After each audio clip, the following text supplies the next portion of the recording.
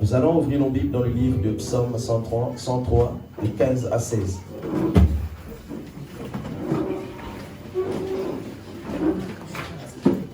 Psaume 103, verset 15 au verset 16.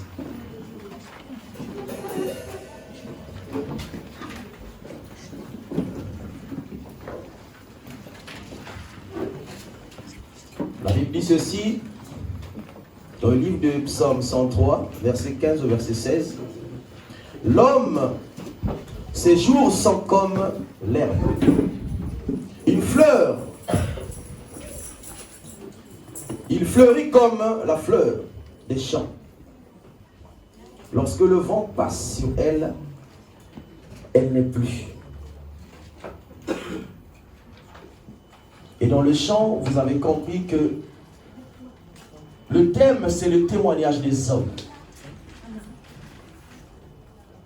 Quand quelqu'un est décédé, la personne doit être enterrée. Et vous savez que nous écoutons beaucoup de choses au sujet de tous ceux qui sont décédés. Et le chant est en train de rappeler cela. Que si tu as semé des bonnes choses, ton entourage le dira. Si tu as semé des mauvaises choses, ton entourage le dira aussi. Ta famille le dira. Alléluia. Parce qu'on ne le veuille pas, tout le monde ici présent, nous ne sommes pas immortels sur la terre. Chacun de nous a un jour de naissance. Chacun de nous aussi aura un jour qu'il partira. Alléluia. Mais ce que Dieu attend de nous, c'est que pendant cette période, que tu passes ta vie sur la terre, que tu fasses sa volonté. Alléluia. Que tu fasses la volonté de Dieu. Et dans le message du sage Salomon, il demande à la jeunesse de se réjouir de la force qu'il a donnée à l'homme. Parce que dans la jeunesse, nous avons tendance à faire ce que notre corps nous demande à faire. Et on oublie souvent que nous sommes sur la terre parce qu'il y a quelqu'un qui nous a sémés et qui a bien voulu que nous puissions accomplir sa volonté. Et cette personne-là, c'est Dieu. Alléluia. Voilà pourquoi il est important ce matin, bien-aimés, par rapport au thème que nous sommes en train d'écouter depuis, je crois, plus de 3 mois, qui est en attendant. En fait, nous attendons quoi? Nous attendons le grand événement, qui est l'enlèvement. Parce qu'après l'enlèvement, se passera quelque chose de pas bien. Et Dieu donne dans sa parole plusieurs illustrations, afin de faire comprendre l'homme qu'il ne veut pas que l'homme sur la terre vive cette période, qu'on appelle aussi la colère de Dieu. Alléluia.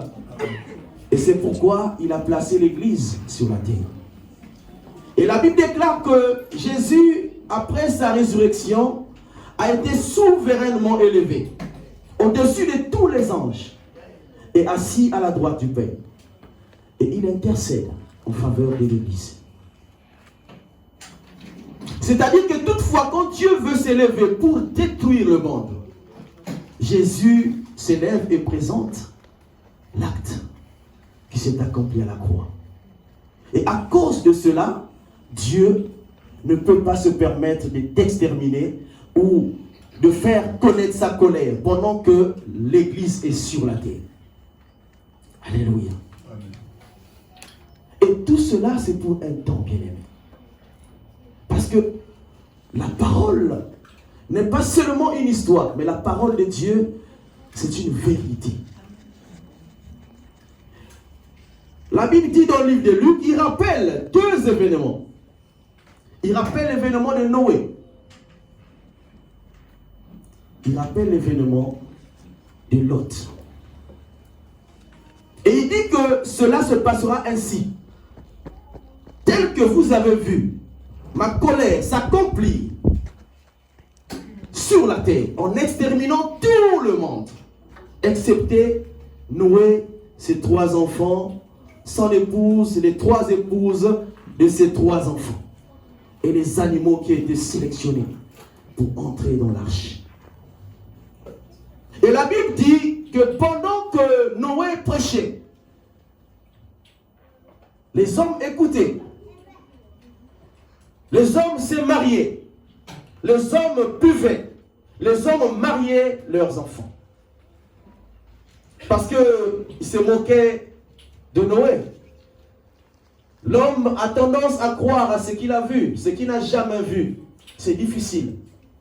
Et voilà pourquoi nous ratons beaucoup de promesses de la part du Seigneur. Parce que nous nous disons au-dedans de nos cœurs que cela ne peut jamais arriver dans notre vie. Et ces hommes du temps de Noé avaient cette nature. Ils ne pouvaient pas croire à ce que Dieu avait mis dans la vie de cet homme Noé. Ils ne savaient pas, ils ne s'imaginaient pas un jour que Dieu pouvait frapper la terre en faisant pleuvoir sur la terre une pluie de 40 jours et 40 nuits. Dieu, Noé, qu'est-ce qui ne va pas? Peut-être que tu as pris de l'alcool. Peut-être que tu as des problèmes dans ta vie et qui te poussent à raconter de n'importe quoi. Alléluia. Et vous savez, quand on construit l'arche, c'est pour qu'elle flotte sur une rivière, sur un fleuve ou sur la mer. Mais la folie, c'est quoi? C'est que Dieu demande à Noé de construire l'arche sur une montagne. C'était difficile, je ne sais pas si tu étais à cette époque de Noé, de croire à cette parole que Noé libérait. Noé a dit, venez, la colère de Dieu va toucher la terre. Mais celui qui veut être épargné de cette colère, qu'il vienne, on va fabriquer l'arche. Et celui qui va se réfugier dans cette arche aura la vie sauve. Cet homme a parlé. Cet homme a parlé et personne n'a écouté. Personne n'a écouté. Et quand le jour est arrivé, la Bible déclare que l'arche a été fermée par lui-même Dieu. Or, ce que Dieu ferme, personne ne peut ouvrir. C'est un mystère que Dieu ne voulait pas. Que parce que l'homme, par compassion, Noé pouvait avoir des amis, pouvait avoir des relations. Par compassion, il pouvait ouvrir la porte et appeler un ami qui n'avait peut-être pas cru. Mais la Bible dit que c'est Dieu lui-même qui a décidé de fermer la porte. Et quand la première goutte a commencé à tomber, et je crois qu'il continuait à rigoler.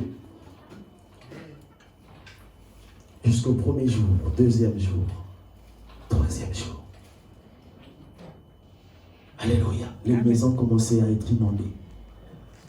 Et les hommes commençaient à prendre au sérieux l'affaire. Mais il était trop tard. Personne ne pouvait entrer. Il n'y avait plus d'accès. Alléluia. Il n'y avait plus d'accès. Et vous savez que pour préparer une retraite, c'est pendant que nous travaillons, n'est-ce pas? Pendant que tu travailles. Bien aimé, si pendant que tu travailles, tu n'as pas su gérer ton salaire, le jour de ta retraite, tu auras de sérieux problèmes. Chez nous, souvent, on accuse les gens des sorciers. Parce que quelqu'un, il a travaillé, il a bu, il a mangé, il a mené une vie avec des dépenses inutiles. À la fin de compte, il n'aura plus la force de travailler, plus d'argent, il restera à la maison en train de faire quoi? En train de faire tout ce qui n'est pas agréable à Dieu. Parce qu'il n'a pas su préparer sa retraite. Parce que la retraite se prépare pendant qu'on est fort, pendant que nous travaillons. Alléluia. Et c'est de même dans la parole de Dieu, bien-aimés. Quand vous lisez dans le livre des Nombres, la Bible dit que, parce que nous sommes l'image de ce peuple Israël, la préfiguration de tout ce qui s'est passé dans la vie de ce peuple, c'est aussi notre exemple. Alléluia. Et la Bible dit que pendant que ce peuple était en marche dans le désert, il devait sonner la trompette de rassemblement. Afin que le peuple se rassemble. La deuxième trompette devait être sonnée pour le départ de ce peuple. Et il y avait une colonne de nuée qui devait conduire ce peuple. Ça veut dire qu'il y a la première sonnette servait pour alerter le peuple qu'ils étaient prêts à démarrer.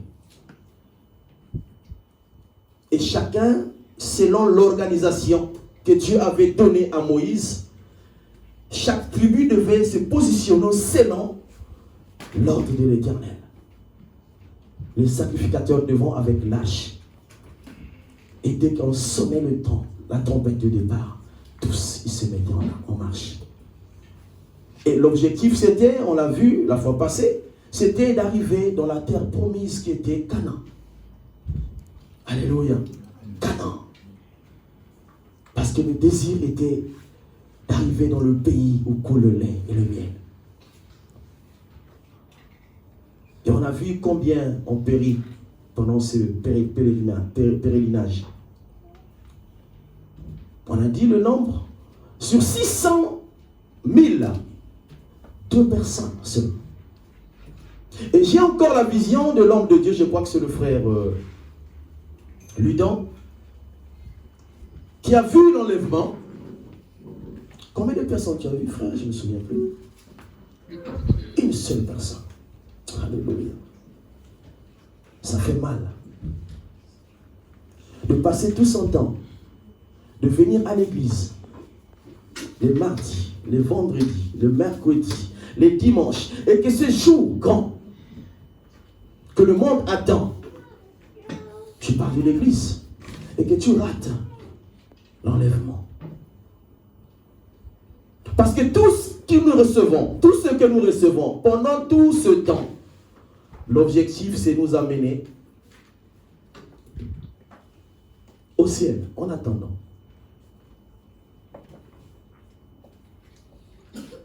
En attendant l'enlèvement.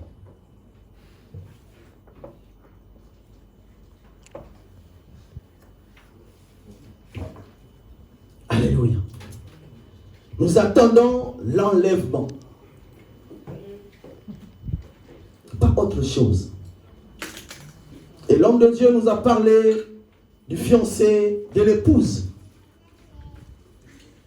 Cet époux qui aime sa femme et qui n'accepte pas de voir sa femme vivre dans la souffrance. Qui n'accepte même pas que sa femme assiste aux choses qui vont se passer. C'est l'enlèvement ou bien l'enlèvement? L'enlèvement. Excusez-moi.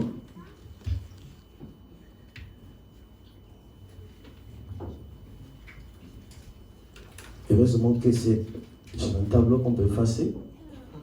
L'enlèvement. Excusez-moi. L'enlèvement. Donc c'est cet événement-là que nous attendons. En attendant l'enlèvement. Et tout ce que nous vivons dans la marche de la Bible, c'est pour cet événement. Que personne ne connaît le jour, ni la date, ni l'heure. Il dit que ce jour viendra comme un voleur. Parce qu'il sait, s'il allait annoncer cette date, qu'est-ce qui allait se passer? Tout le monde pouvait vivre dans le péché. Parce que nous savons tous que le Dieu, il est miséricordieux. Il est amour lui-même, pas qu'il a l'amour, mais il est amour. C'est-à-dire que si tu pêches, comme cet homme qui était sur la croix, à la dernière seconde de ta vie, si tu demandes pardon, ça c'est le principe de la parole de Dieu, tu seras sauvé. Alors le monde devait être plongé dans le mal.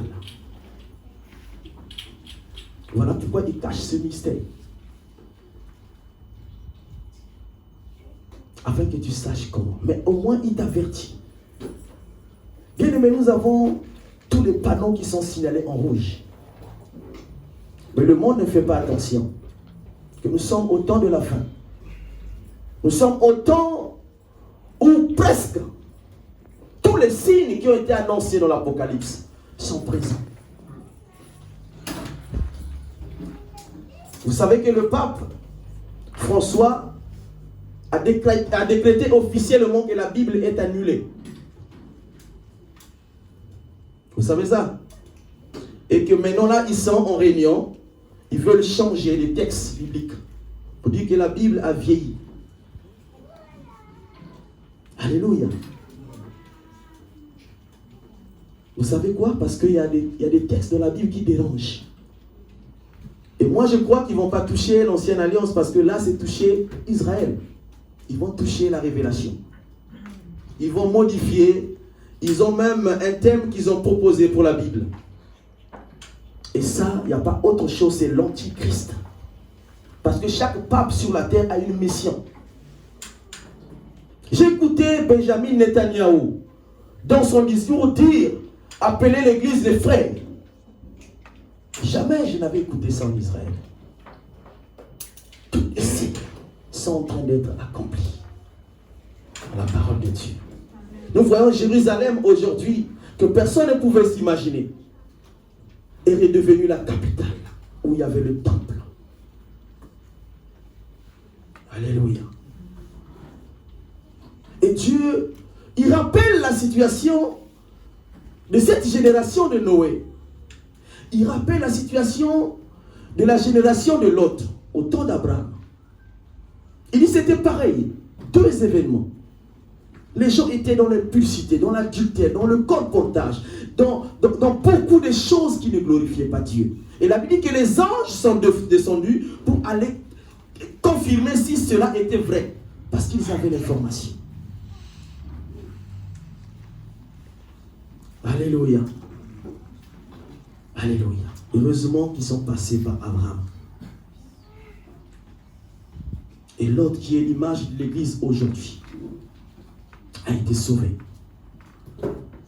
Parce que l'autre voulait, Abraham voulait que son neveu soit sauvé. Il prend Dieu, il dit, mais s'il y a 50 personnes, tu veux détruire une nation, et qu'il y a 50 justes, est-ce que tu pourras détruire? Il dit non. S'il y a 50, je le serai. Il descend, mais son intention c'était son neveu. Alléluia. Dieu ne détruira jamais ce monde tant que l'église est sur la terre. Jamais. Sinon, ça serait un faux époux. Un époux a de l'amour pour l'épouse. Et à cause de cet amour, il faut qu'il épargne. Voilà pourquoi le livre de 1 Thessaloniciens 4 nous rappelle ces choses. Nous allons le lire ce texte. Alléluia. Je voulais rappeler à l'église. Je crois que nous avons écouté les hommes de Dieu parler. Et de tout ce qui se dit ici en ces lieux, c'est pour notre bien. C'est pour notre salut. Et cet homme, il parlait encore. Pendant que le peuple était dans la distraction, cet homme continuait à prêcher. Parce que le but de Dieu est que tout le monde parvienne à l'écoute de la parole de Dieu. Personne ne sera innocent devant le trône du jugement. Parce que la Bible dit que cette période n'arrivera jamais tant que la parole de Dieu est annoncée à tout le monde. Il n'y aura pas des excuses. Il n'y aura pas des excuses. Alléluia. Nous lisons notre thème dans 1 Thessaloniciens.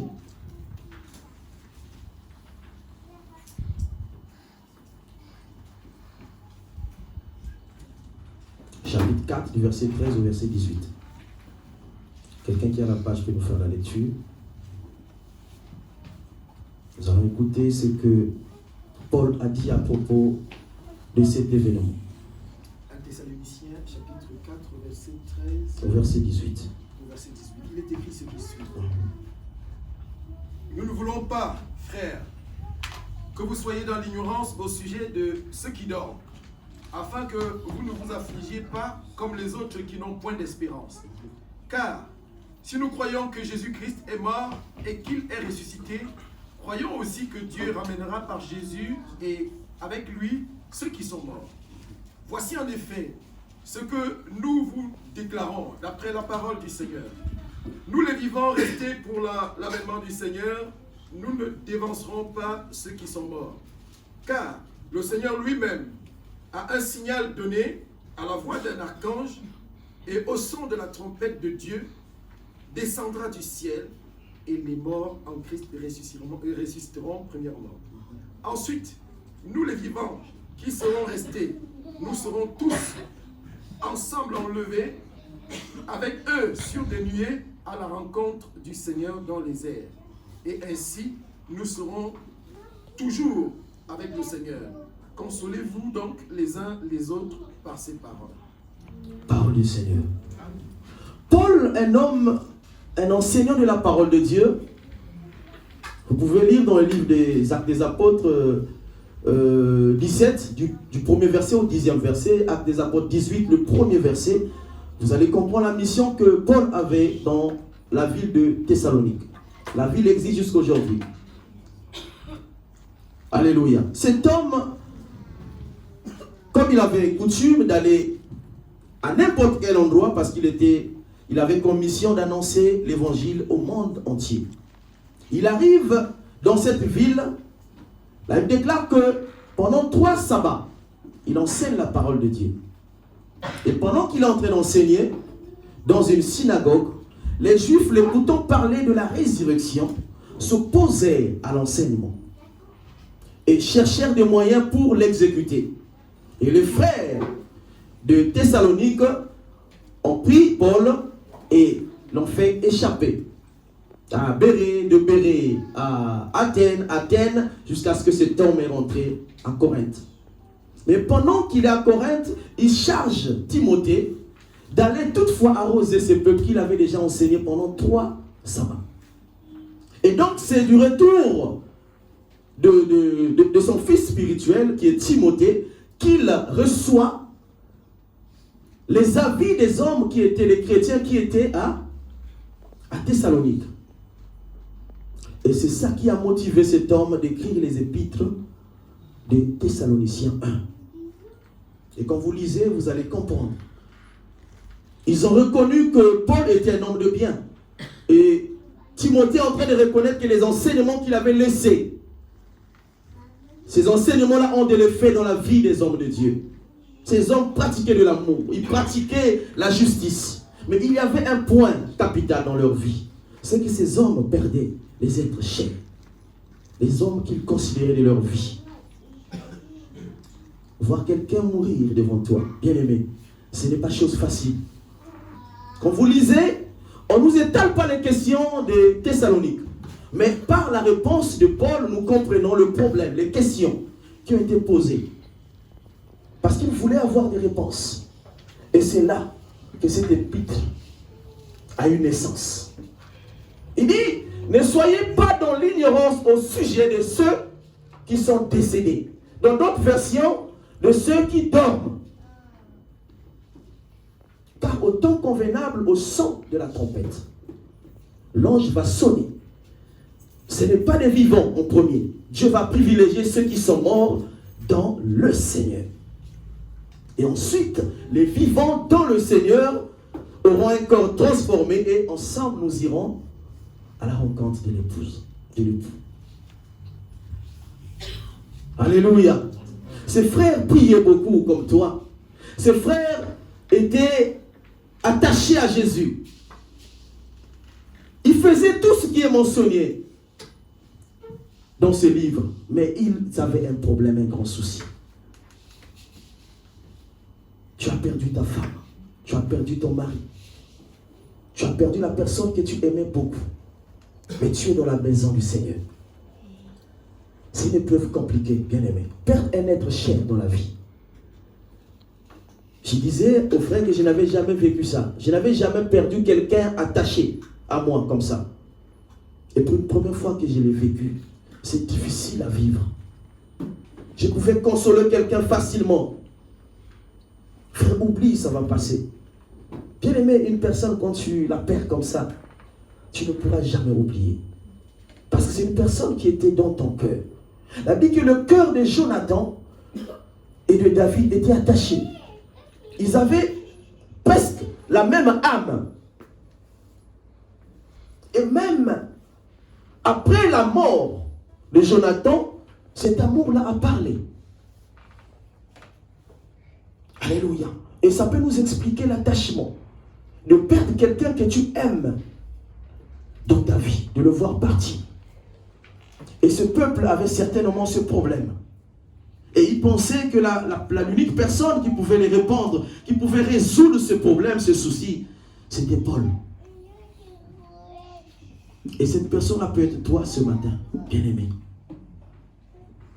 Paul rappelle les décès, ceux qui sont décédés, et il rappelle en même temps ceux qui sont vivants. Alléluia. C'est-à-dire que seuls ceux qui sont décédés dans le Seigneur qui vont participer à l'enlèvement. Seuls ceux qui seront vivants dans le Seigneur qui seront enlevés dans le ciel. Alléluia. Seul Jésus. Ceux qui ont suivi Jésus. Ceux qui ont été partout avec Jésus. Ceux qui n'ont pas renié Jésus.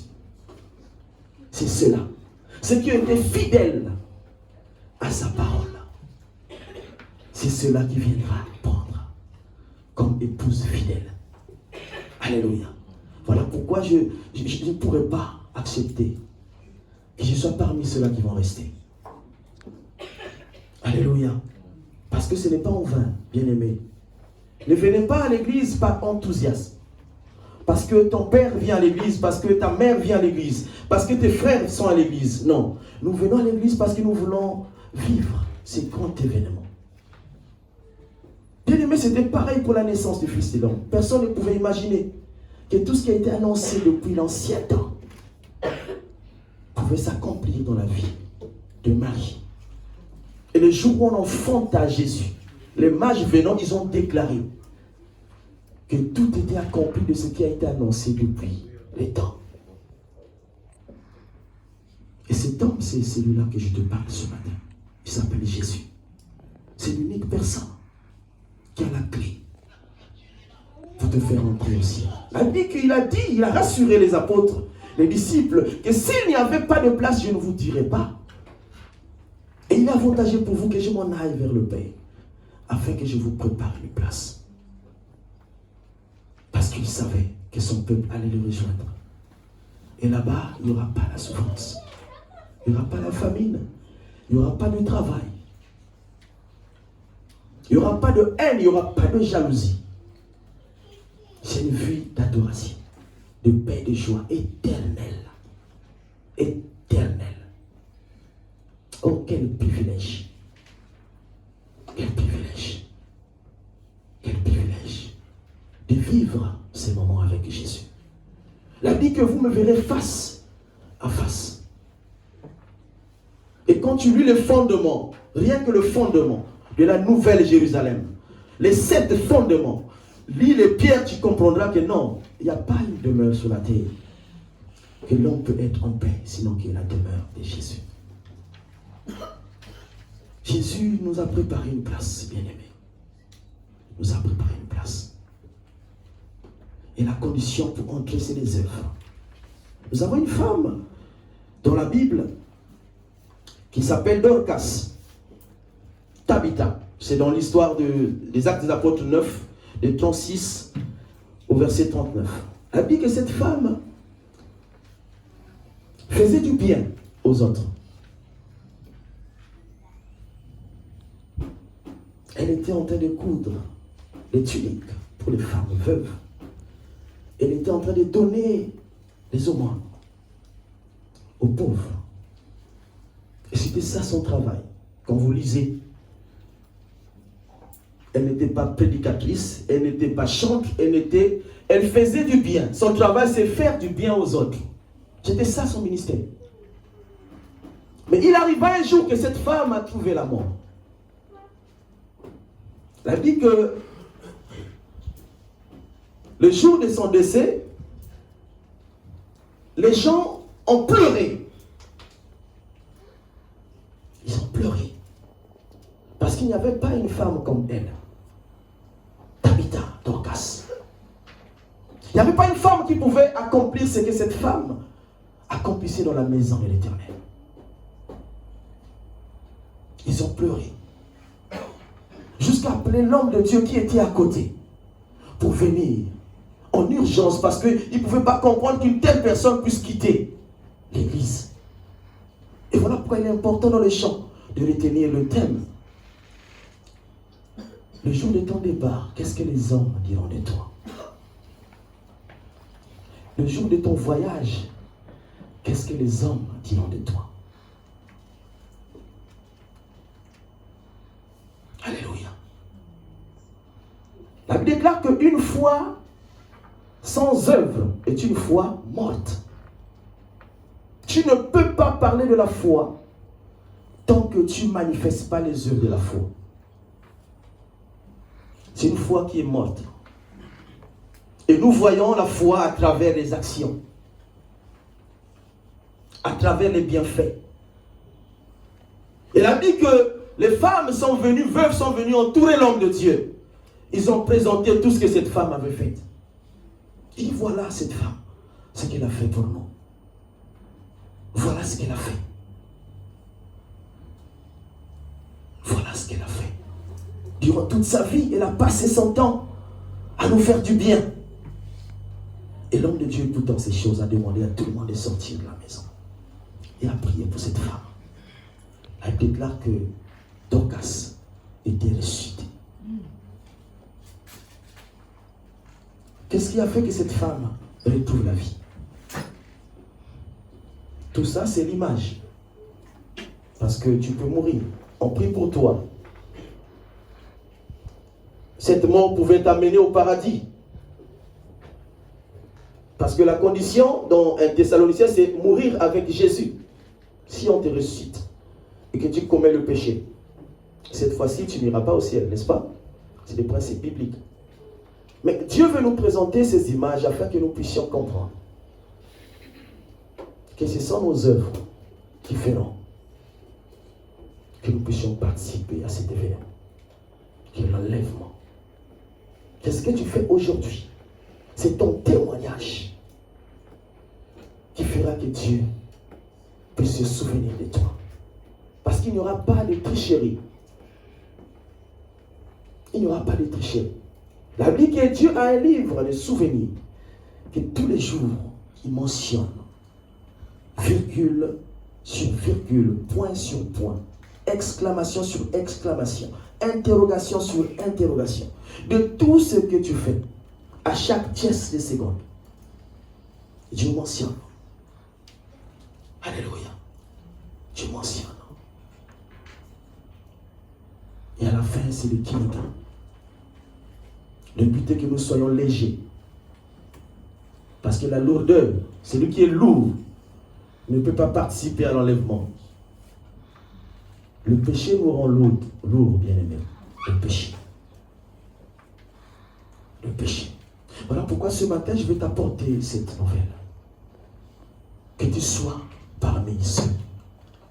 Moi, je préfère que si c'est une seule personne dans la vie, que ce soit toi, que l'homme de Dieu a vu. Alléluia. Que ce soit toi.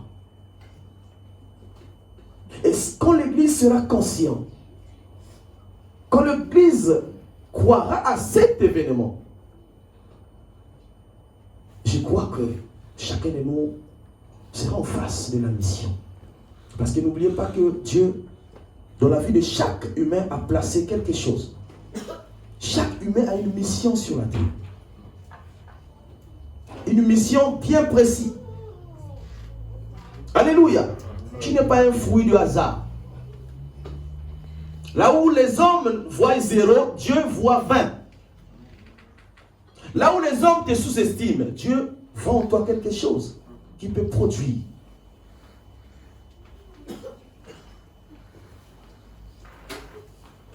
Et Dieu veut voir cette sémence-là que nous avons écoutée le dimanche dernier. Que tu sois une bonne terre qui reçoit la bonne sémence. Parce que la bonne terre reçoit la bonne sémence. Et cette sémence-là, c'est cette sémence-là qui parle toute ta vie. Qui parle. C'est cette sémence-là qui est en contact avec le Père. C'est ce qui est mentionné dans le livre de Romains 8, 26 à 27. C'est l'Esprit qui intercède. Même pendant que tu dors, cette sémence-là parle avec l'Éternel. Alléluia. C'est de bonnes sémences. C'est de bonnes sémences. Je vais juste te rappeler ce matin, bien-aimé, que souviens-toi que c'est ton Dieu qui t'a créé. Parce qu'il est l'unique créateur. Il n'y en a pas deux. Et s'il t'a créé, c'est pour un objectif. Et tant que cet objectif-là n'est pas atteint, Dieu ne peut pas être content de toi. Dieu ne peut pas être content de toi. Et Dieu laisse tout ce temps. Oh, il est plein d'amour, c'est Dieu. Il laisse le temps. Moi, je me disais, si c'était moi à la place de Dieu, non. J'aurais dû prendre déjà une décision sur la terre. Mais Dieu, il est lent à la colère. Il laisse tout le temps à l'homme. Afin que l'homme prenne conscience. Afin que l'homme se souvienne de sa mission et arrête de commettre le mal. Moi et ma famille, nous servirons l'Éternel. Moi et ma maison, nous servirons l'Éternel.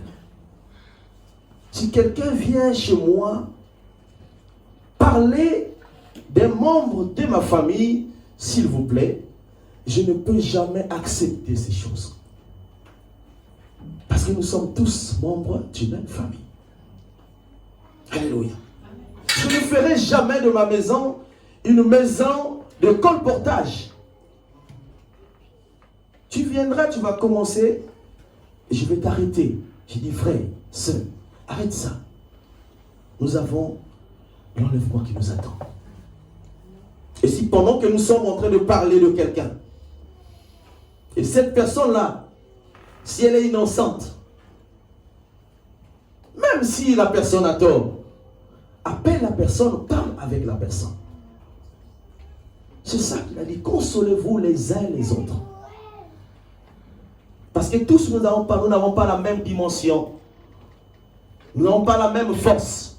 Voilà pourquoi nous sommes ensemble dans le corps. Avec un seul doigt, tu ne peux pas laver tout le visage. Il faut qu'il y ait les 5 doigts. Il faut que ça participe. Pour que tu sois à l'aise pendant que tu vas laver ton visage.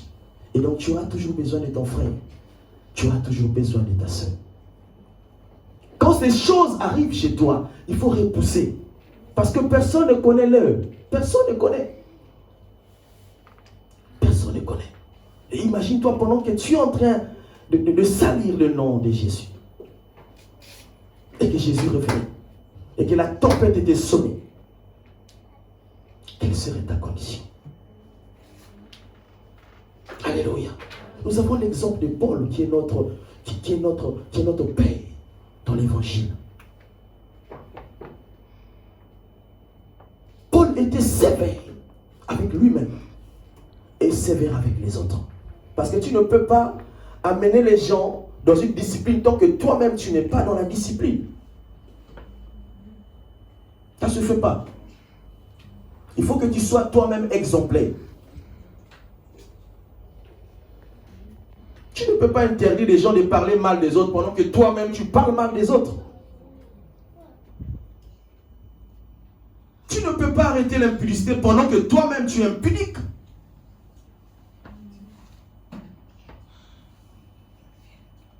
Paul était un homme discipliné. Et il était même prêt à demander que Dieu prenne son âme parce qu'il était sûr de sa conduite sur la terre, que même si Jésus revenait, il devait participer à l'enlèvement. Il devait participer. Alléluia. Le paradis, nous parlons, d'autres ils parlent, ils pensent que c'est des histoires. Parce que dans le premier chant, on a dit, depuis plus de 2000 ans, cette promesse a été annoncée. Jusqu'à aujourd'hui, ça ne s'accomplit pas. Mais par la foi, je sais qu'un jour, alléluia, une promesse, même pour celui qui est décédé. Voilà pourquoi nous devons nous lever et regarder avec un cœur d'amour tous ceux-là qui n'ont pas encore reçu Jésus. Parce que si tu crois à ces choses-là, tu auras pitié de ce monde. Et tu te lèveras pour travailler, faire le service de Dieu. Bien aimé, l'église aujourd'hui est dans la distraction totale. Dans la distraction. Dans la distraction.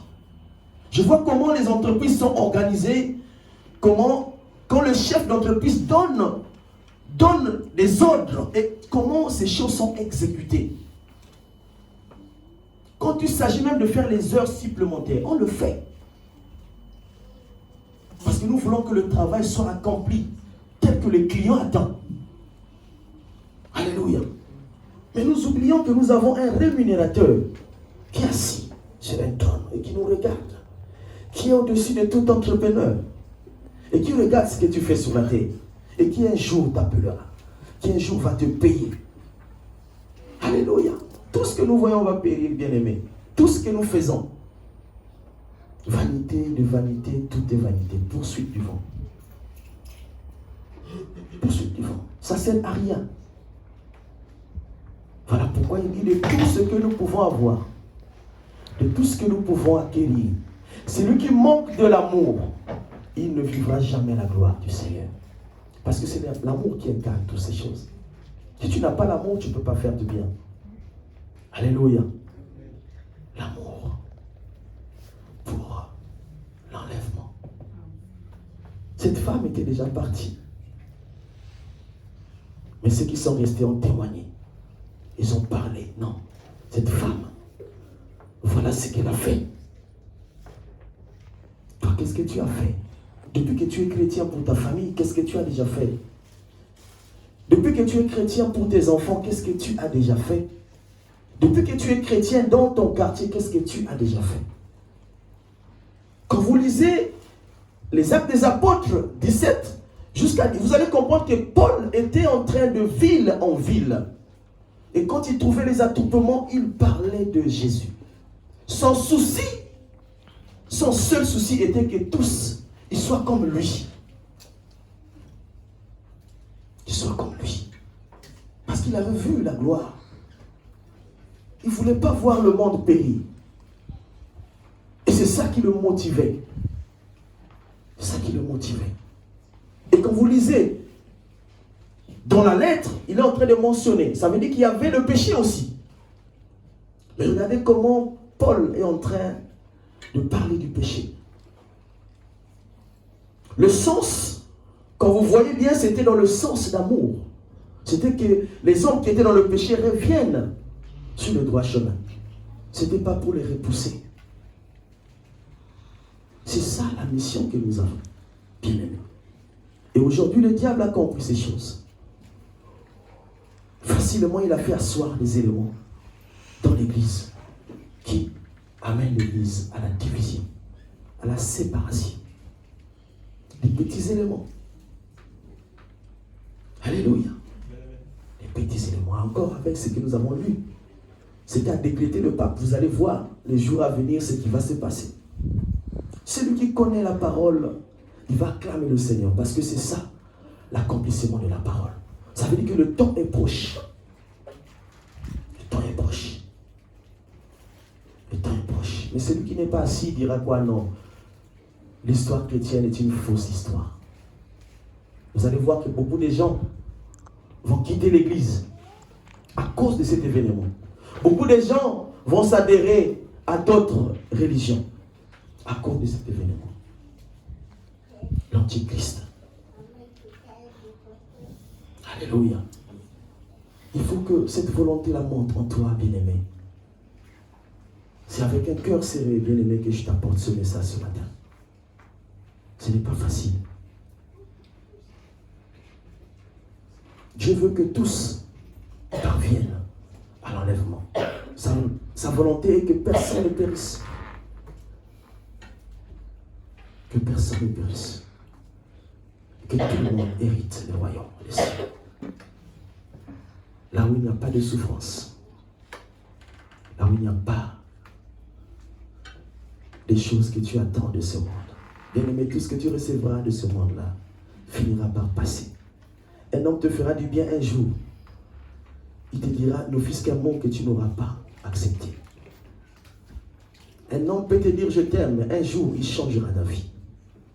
Mais c'est Dieu qui nous a fait la promesse. Il ne change pas. En lui, il n'y a pas de point d'ombre de variation. Il ne change pas. Et c'est de lui que je suis en train de te parler. Pour te rappeler ces choses, bien-aimé. Afin que tu comprennes la mission que tu as. La Bible que Paul dit que lui court pour un seul objectif, pour aller remporter la couronne. Alléluia. Et parmi les conseils qu'il est en train de donner à Thessalonique, il dit, occupez-vous de vos propres affaires.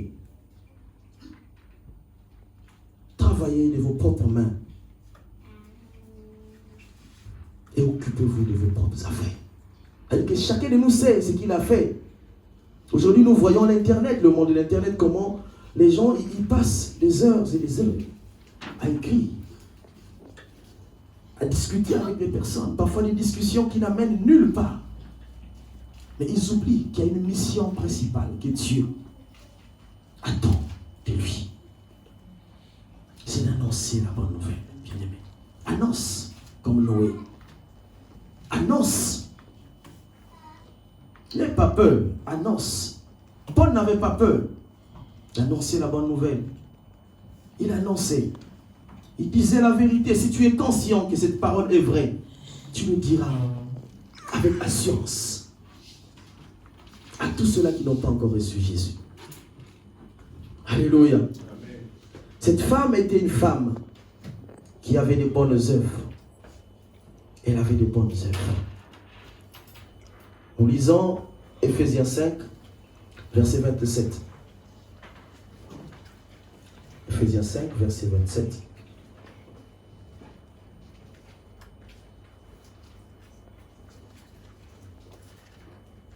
Nous allons voir la qualité de l'Église que Dieu viendra chercher sur la terre. Vous voyez que Dieu n'est pas compliqué. Il est si simple. 5, verset 27.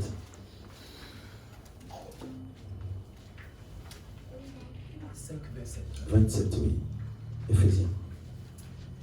Éphésiens, si tout le monde est à la page, je lis ce qui suit. Éphésiens chapitre 5, au verset 27. Il est écrit: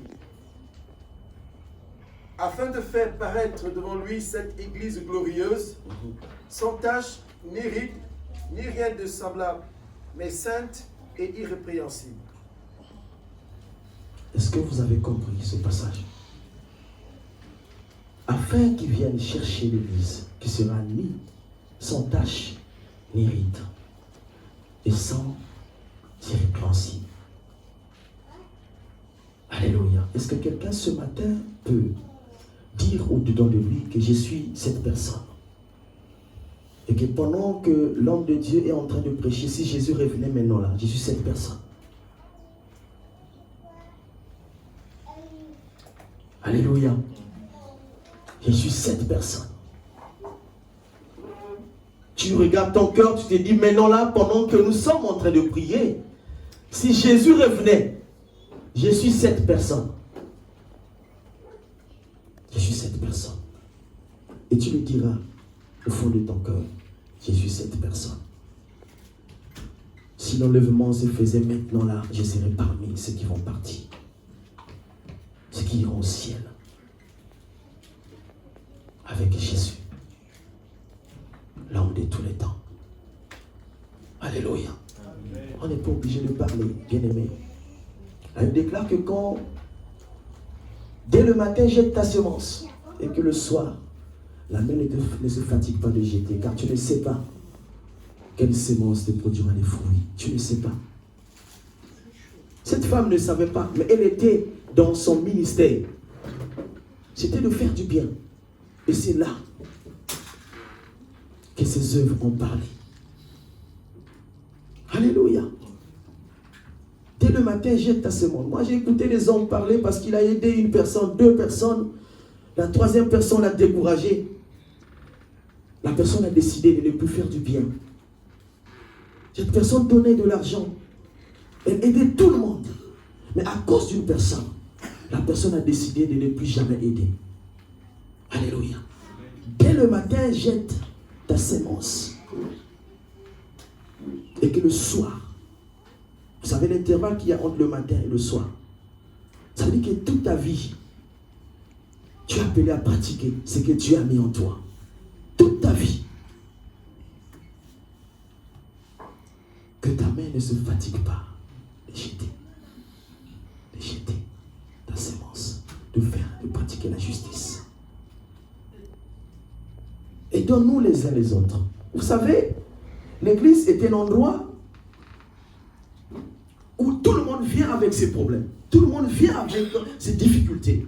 Et l'église est là pour nous aider à sortir de ces difficultés-là. Amen. De sortir. Quand vous voyez un frère, une sœur,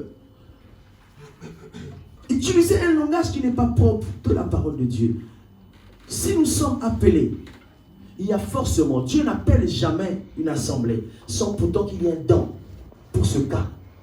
Ça veut dire qu'il y a quelqu'un dans l'église qui peut aussi aider la sœur ou le frère à utiliser les termes qu'il faut.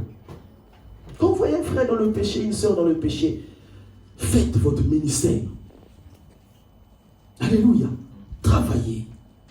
Et vous allez voir que nous avons parlé depuis, je crois, 1 an de l'église primitive. Vous allez voir que la force de cette église, c'était l'unité. La Bible ne dit pas qu'ils n'avaient pas de défauts. Il y avait des problèmes. Mais tellement qu'ils étaient unis. Le problème du frère était mon problème. Et quand j'apprenais que quelqu'un de la famille parlait mal de mon frère, je parle au frère ou à la sœur. Je dis non, tu n'as pas ce droit de le dire parce que c'est notre frère. Tu entends un frère, une sœur, un membre de ta famille, que quelqu'un d'autre parle de lui, mais tu dois intervenir. Ah mais oui, sinon nous ne sommes pas une famille. On n'est pas une famille dans ce cas. Parce qu'une famille chrétienne, c'est celle qui est unie par l'amour de Jésus, par le sang de Jésus. Le sang qui a crié plus que tout le sang. Ça veut dire qu'au-delà de ta famille que tu aimes aujourd'hui, il y a une famille qui est la famille chrétienne.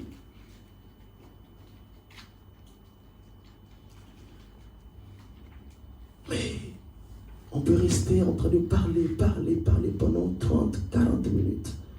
Oh, ça fait mal. Ça fait mal. Je ne sais pas comment d'autres personnes arrivent à supporter ces choses. J'ai une famille, parmi mes enfants, voir un enfant parler mal de son frère ou de sa sœur, mais il y a un grand problème, un grand souci. Il n'y a pas l'unité dans la famille. Alléluia. Ça veut dire qu'il n'y a pas l'unité. Il n'y a pas l'unité. Une famille doit être unie. C'est ça. C'est là qu'on reconnaît la puissance d'une famille. Et dans le Seigneur. Dans le Seigneur. Parce que si tu contribues à ce que, au péché que le frère ou la sœur est en train de commettre, ça veut dire que si ces jours arrivent, et toi et la sœur ou le frère, vous n'allez pas participer. Alors qu'est-ce que tu feras? Je vais juste te rappeler ton rôle dans la maison de Dieu. Ton rôle. Parce que nous avons un grand jour qui nous attend.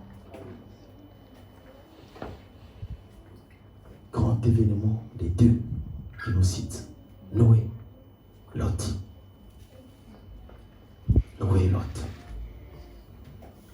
Les hommes ont péri. Vous savez, quand on parle de la mort, généralement, Personne ne veut mourir, n'est-ce pas? J'ai vu un père abandonner son enfant. Le père a fui parce qu'il y avait des armes. Ah! Le père laisse un enfant et il fuit la mort parce qu'il ne veut pas mourir. Vous comprenez ce que je veux dire? Alléluia. Le père abandonne un enfant et fuit parce qu'il ne veut pas mourir. Vous voyez le degré de la peur. Alors qu'un père doit mourir pour sauver son enfant. Personne ne peut accepter. Vous savez, il y a d'autres conditions que je ne souhaiterais pas que ça t'arrive. J'ai vu un homme qui évangélisait avec un revolver et qui faisait accepter Jésus aux gens en leur pointant une arme. Je ne sais pas si c'était une histoire vraie, mais en tout cas, il parlait. Il faut que tu reçoives Jésus aujourd'hui, maintenant là. Je dis, mais comment, je ne connais pas. Il faut, est-ce que tu peux recevoir Jésus? Je dis, non, je ne peux pas recevoir. Il sort son âme, il pointe, il dit, oui, je reçois. Parce que la personne a vu l'arme. Alléluia. Qui peut accepter mourir comme ça? Mourir comme ça. Périr. Et le souvent, quand on nous parle de l'enlèvement, qui est le seul moyen d'épargner l'épouse, afin qu'il ne vive pas la colère de Dieu. Parce qu'après cette colère, se passera des choses terribles. Terribles. Chose bizarre, c'est qu'il y a des hommes et des femmes qui vont rester. Et Dieu, comme il est plein d'amour, il accordera encore une grâce à ceux-là qui vont rester. Mais je suis en train de prêcher, parler à l'église ce matin afin que nous puissions participer à cet enlèvement. Parce que la force de Dieu sur la terre, c'est l'église. Et après cet événement-là, il n'y aura plus l'église. Il n'y aura plus la parole, il n'y aura plus le Saint-Esprit. Et c'est là qu'on parle de l'Antichrist en face. C'est-à-dire que comme Jésus était venu par le biais d'une femme, le diable aussi viendra comme ça. Et il va commencer à régner. Un homme sans pardon. Tu n'as plus de défenseur. Tu n'as pas le Saint-Esprit, tu n'as pas la Bible, tu n'as pas la prière. Et les hommes vivants, j'ai félicité ces hommes quand même qui ont vécu, qui vont vivre cette période difficile. Après, c'est l'enfer qui nous attend. Parce qu'il n'y a que deux endroits. Soit le paradis, soit l'enfer. Et nous connaissons bien que si nous ne participons pas à l'enlèvement, nous irons en enfer.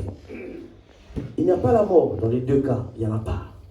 C'est la vie éternelle dans l'abondance. C'est la vie éternelle dans la douleur. Voilà pourquoi dans Deutéronome, il montre deux choix. Il met l'homme au carrefour, il lui montre deux chemins. À toi de choisir. Si tu veux la mort, voilà. Si tu veux la vivre, regarde. Et entre-temps, il t'explique tout le chemin de la vie. Il t'explique tout le chemin, le parcours de la mort. C'est à toi de faire le choix. Il est trop bon. Il te laisse le temps de réfléchir et de faire un bon choix. Et nous voulons être une église sans tache ni ride. Nous voulons ressembler parce que nous sommes appelés chrétiens, parce que nous sommes l'image de cet homme qui est venu, qui a passé son temps à donner le meilleur de lui sur la terre. Et nous sommes son image. Nous sommes son image. Il a donné ça. La Bible dit qu'il a tant aimé le monde qu'il a donné son Fils unique, qu'il aimait beaucoup, afin que quiconque croit en lui ne périsse point, mais ait la vie éternelle. Cet homme a donné tout ce qu'il avait pour le monde. Et après, il a dit qu'il est allé s'asseoir, il te regarde, il t'observe. Il t'observe. Il t'observe. Comme cet enfant prodige. Son père était là tranquille. Il savait la sémence qu'il avait donnée à cet enfant. Cet enfant est allé pendant un temps en dehors de son père, mais un jour a décidé de revenir. Un jour a décidé de revenir. part d'une décision, bien-aimé. Une décision. Si tu veux la mort, tu dois décider. Si tu veux la vie, tu dois décider. Et ce matin, nous sommes en face de cette décision. En attendant, nous sommes sur la terre. En attendant, nous voyons les hommes mourir. Nous voyons les hommes périr devant nous. Et parfois, un homme qui n'a pas reçu Jésus, alors que tu étais là comme un intercesseur de la famille et que tu pouvais transmettre le message de Jésus, afin que cette personne, même si elle est décédée, mais qu'elle meure dans les conditions qu'il faut, afin que, quand ce grand jour arrivera, qu'il monte avec toi. Alléluia. Cette mission que Dieu nous a donnée. Cette mission. Nous allons nous tenir debout.